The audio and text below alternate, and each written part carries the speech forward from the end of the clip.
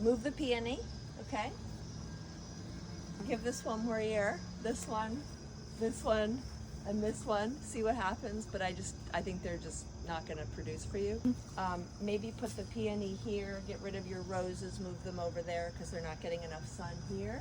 Okay. Same thing now, salvia, move your salvia over here. Move that rose there. Okay.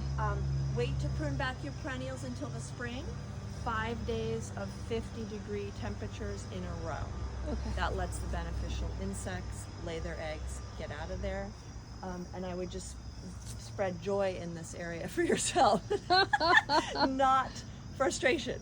So get rid of the macrophyllas. I mean, it feels like a waste, but they're a waste because all they are is foliage for you, you know. Right. And put some nice pollinator perennials in here because Right. it's a narrow space too. Right. Right. So that's what I would do. Okay.